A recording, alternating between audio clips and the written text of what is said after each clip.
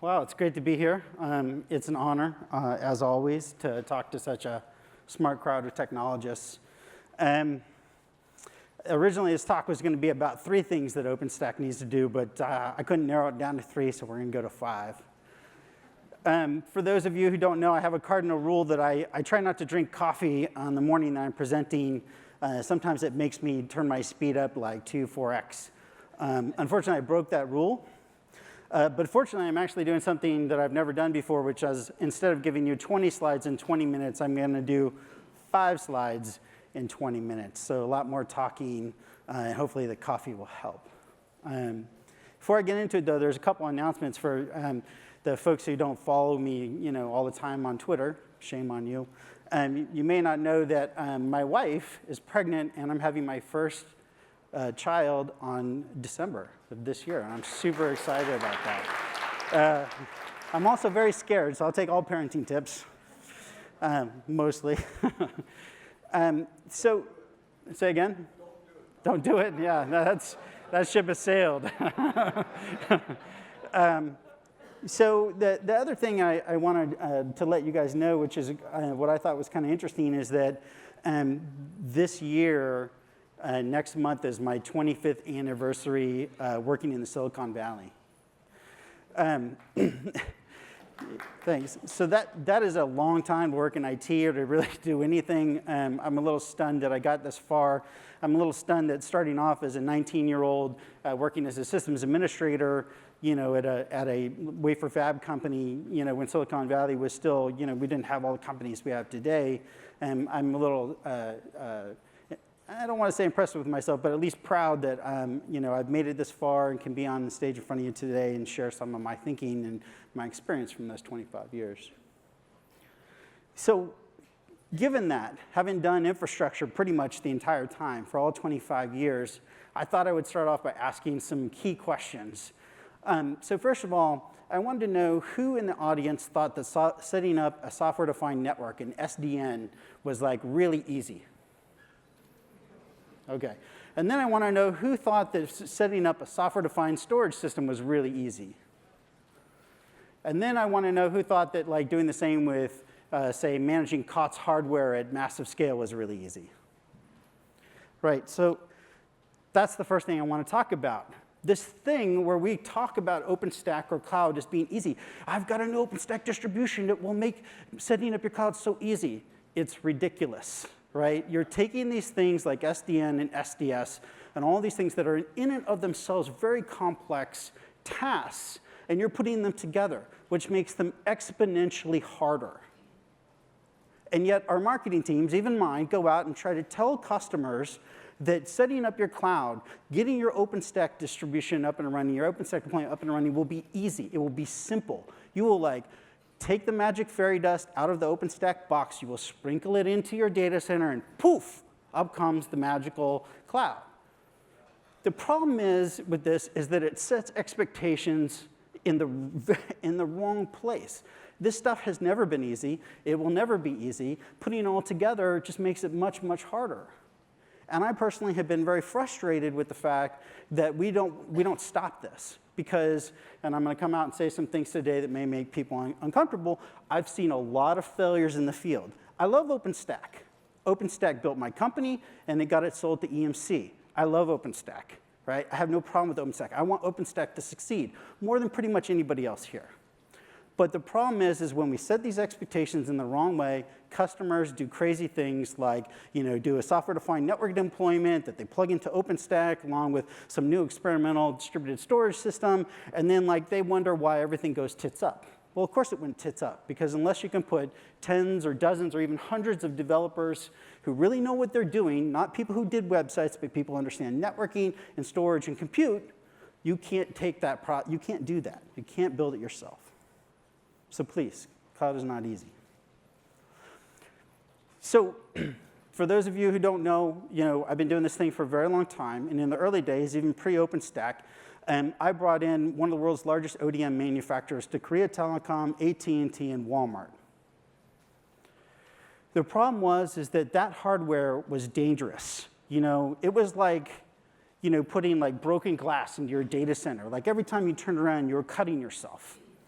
right? And there are many ways in which COTS hardware is great, but we like to pretend that common off-the-shelf hardware, COTS hardware, and common off-the-shelf software like open source software is just, just works out of the box. One x86 server is like another x86 server. One RAID card is like another RAID card. I'll tell you a story. We're doing this crazy deployment in Russia. I sent a team of people off to Russia, to Moscow in February. Not the best thing I've ever done. And they basically built a cloud. In the process of building that cloud, we had a specification for the hardware that had to be in there. And there was a very specific RAID card that we supported. You couldn't use anything else. The partner for the ODM that we worked with at that time, in their infinite wisdom, decided to swap that RAID card out with another one from the same manufacturer, one model number difference. There was a huge explosion. They basically, cloud, we couldn't sequence, we couldn't get it up. Boxes randomly wouldn't get provisioned. And it turns out that this difference in the RAID card, same manufacturer, very similar firmware, was that on one of them, they would detect the JBOD, just a bunch of disks from our ODM, as sometimes, arbitrarily would detect it from being from Dell. Now, Dell has decided, and this isn't a ding on Dell, but I'm just giving you some examples of why hardware is hard. Dell has decided that whenever they number disk drives in a JBOD, they start at 64. Everybody else, 0, starts at disk drive 0, Dell, 64. Suddenly, the whole thing blows up. Now, this isn't like an outlier. This is like, it happens all the time. People look at Google and Amazon and Facebook, and they're like, oh, they're using COTS. They're buying from the ODMs and the contract manufacturers. They're getting it in bulk. They're driving the cost way down. x86 servers cost nothing. Dell, HP, all those guys, they add no value. That's just not true. And I'm one of the ones who've said that bit in the past, right? But the thing is that the cost of managing hardware is very, very high. And the reason is all these little things, right? And so what happens is, unless you're Google and Amazon, Facebook, and you can afford hundreds of people who do hardware validation and certification, then you shouldn't be like managing COTS hardware. And it's similar to the previous slide, which is that unless you've got armies of software developers who can basically work on OpenStack, why are you building it yourself? The cost of labor for these things is just really underappreciated. Every time I see somebody say, oh, I can build it cheaper than Amazon, I can build this cheaper than Amazon, labor's never factored in. But if you look at some of the biggest deployments out there, Symantec, Workday, some of these guys who've done a lot, especially customized OpenStack, they have very, very large numbers of developers.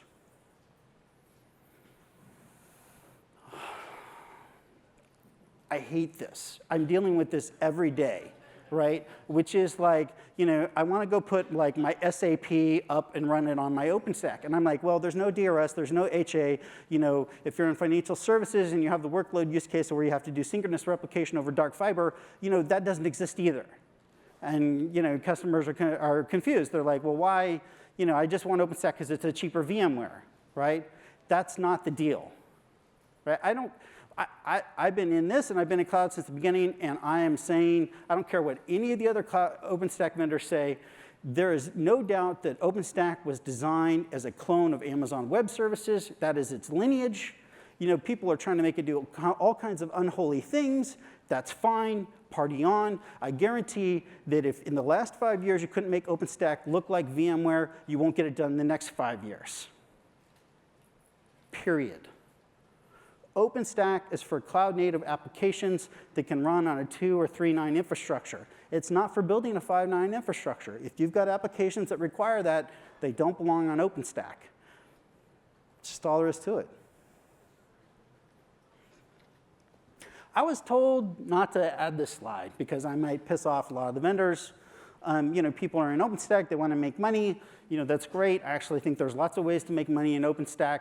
I think the worst way to make money in OpenStack is to take OpenStack, turn it into a product that's got a lot of special features that only you have, and then try to sell it.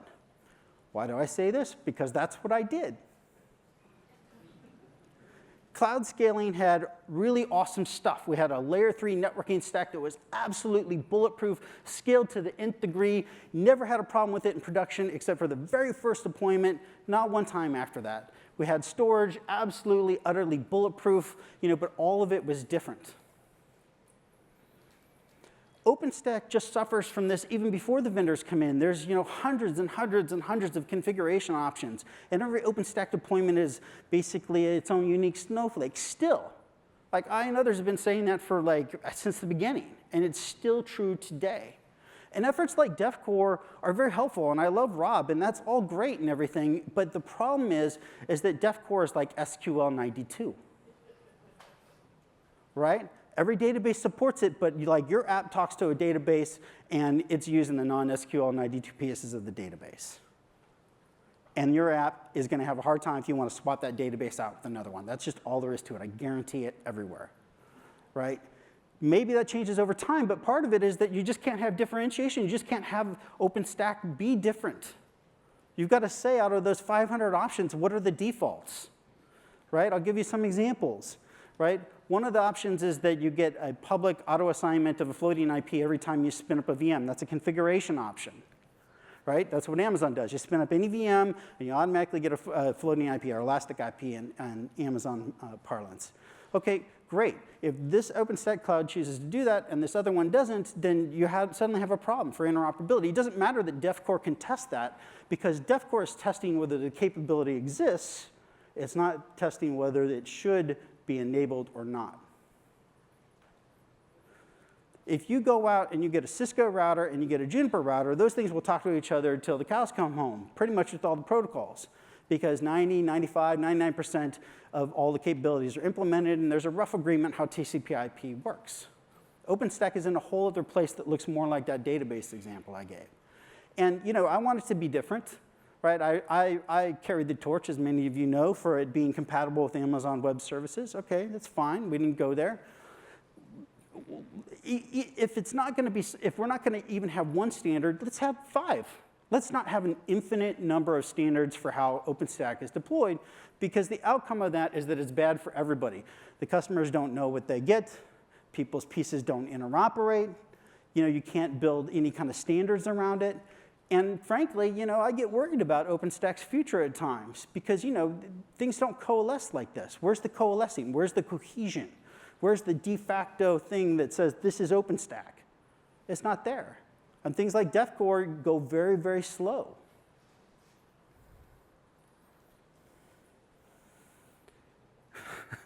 I'm the infrastructure guy, 25 years, right? Infrastructure has no value to the business.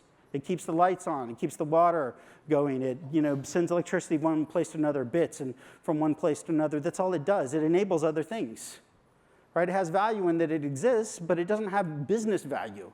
If you're a logistics company, you don't care. If you're a logistics company and you've got a VMAX and the other guy next to you has a VMAX, you having a VMAX means nothing.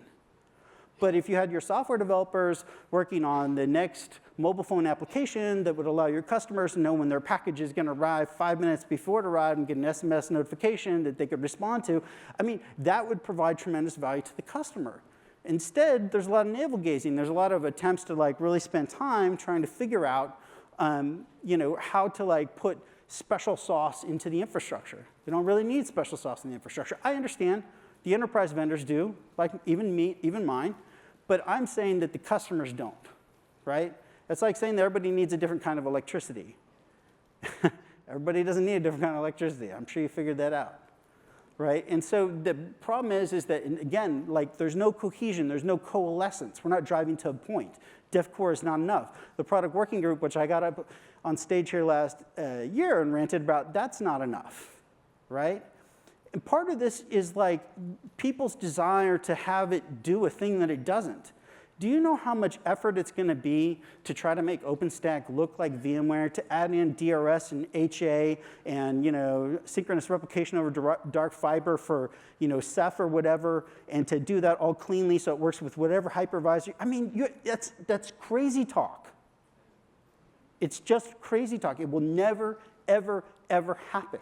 If OpenStack could be its own thing instead of being some other thing, if it could coalesce around and crystallize on a particular form,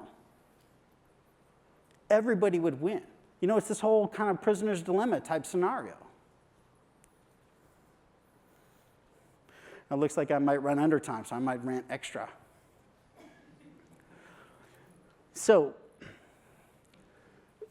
OpenStack is not easy. OpenStack will never be easy. And I don't want to hear from Jesse at Blue Box about how if you come, you consume OpenStack, from him as a service, it's easy. No, he's sucking it up, not you.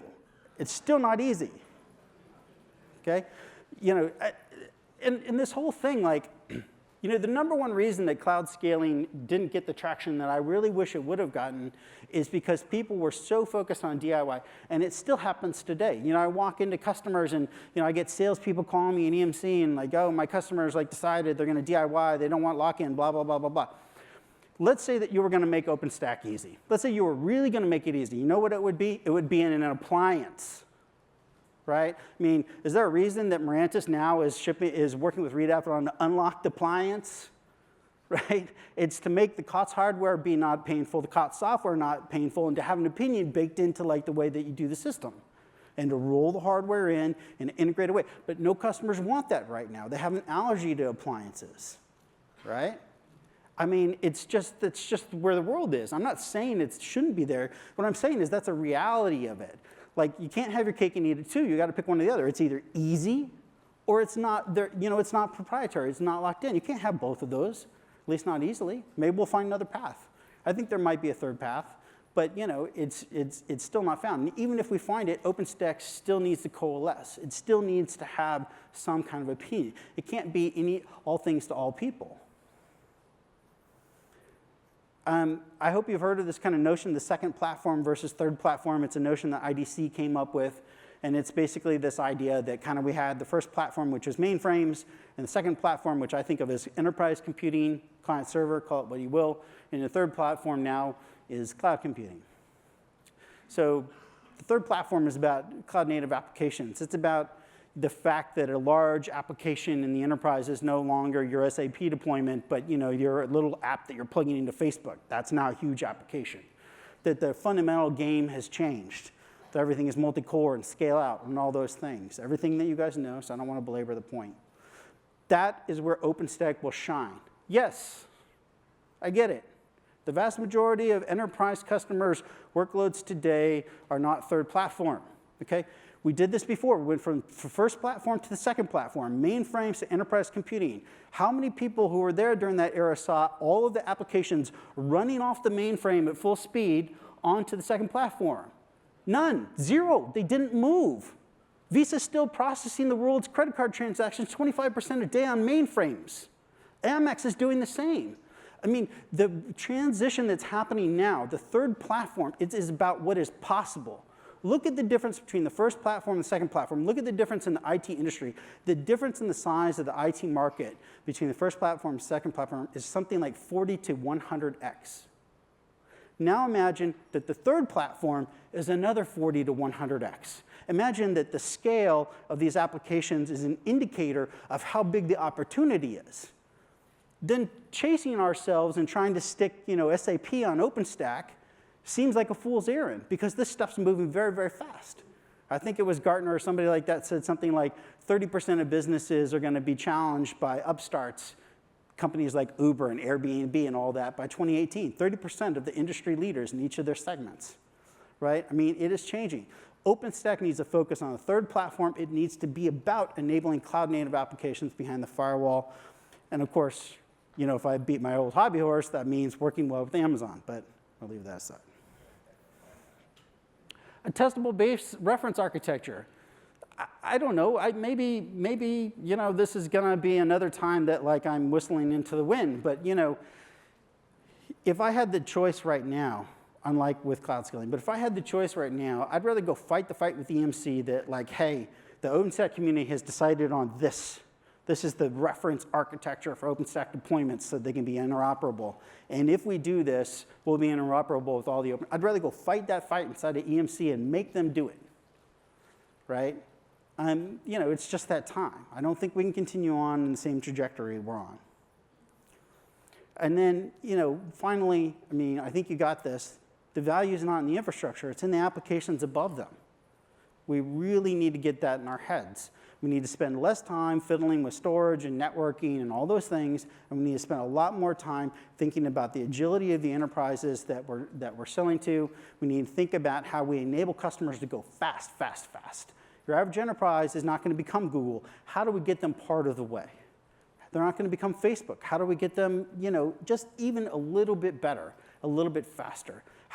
Without that, without the move towards DevOps, without all these things that we all think are so awesome, we've got nothing, essentially. And the infrastructure plays basically no part in any of that.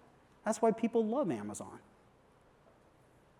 So that's all I've got for today. I hope I at least got into some of your consciousnesses, and you can take this home and chew on it a little bit, and I'm pretty sure you know where to find me. Thank you.